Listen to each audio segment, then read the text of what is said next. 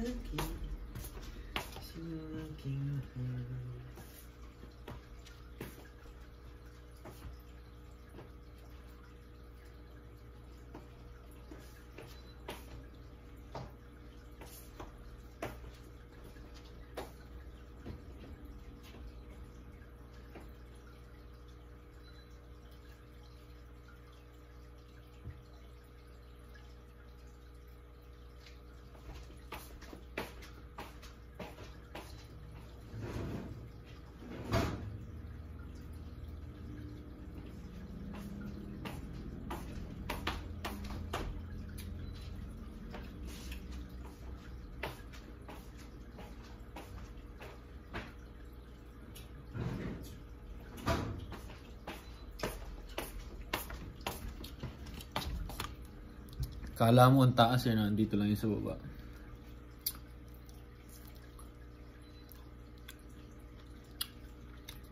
Ang laki na nito itong Oscar ko na to.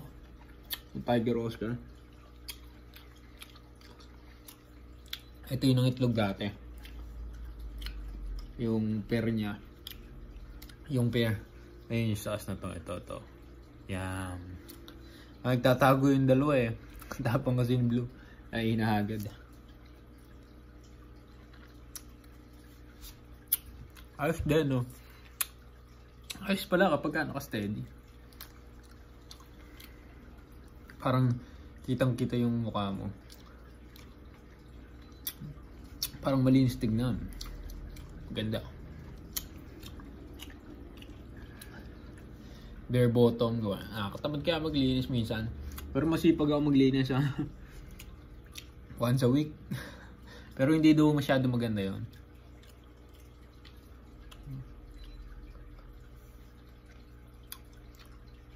Ano lang naman, mga 30%.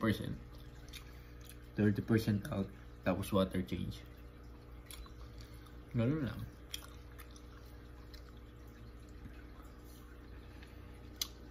Saka malaki naman yung galon.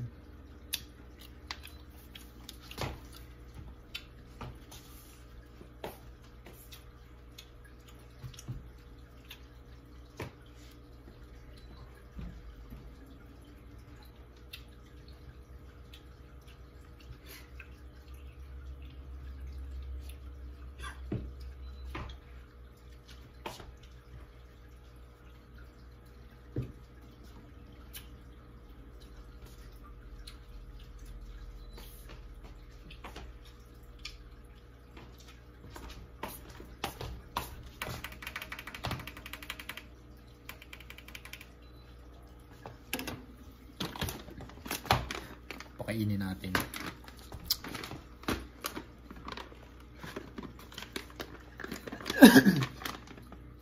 Itong dalawang to kasi lagi na ando sa taas na yun. Inaagad yung blue. Papakainin ko. Nagtatako na mga yan eh. Walang away-away. Bati-bati kapag kami pagkain.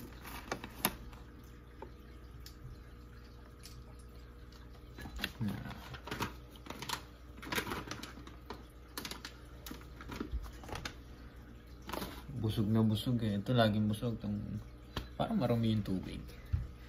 Hindi naman parang green. Parang mas paganda rin yung ilaw kapag maganda yung isda mo kapag meron ding pagka maganda yung klase yung ilaw mo. Hindi, ito parang ayaw ko ng gantong kulay. Parang mag-green siya. Parang gusto ko parang dim lang na yellow. Na brown Pero ayos na yan. Soon, iibahin ko.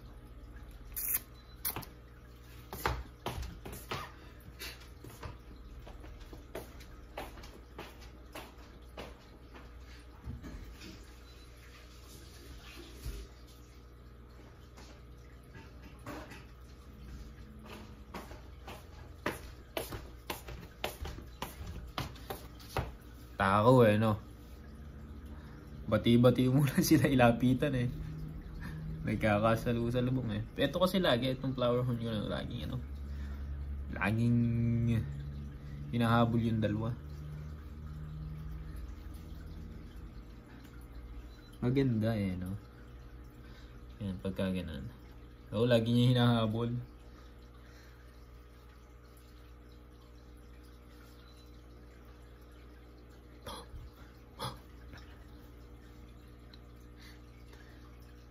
Pag kasi yung ilaw, tamo itong flower horn ko. Ang ganda ng ano niyan.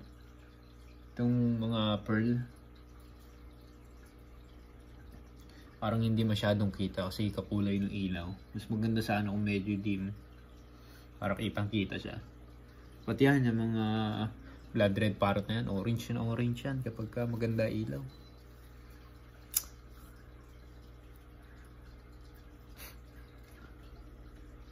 Ayos din eh, no?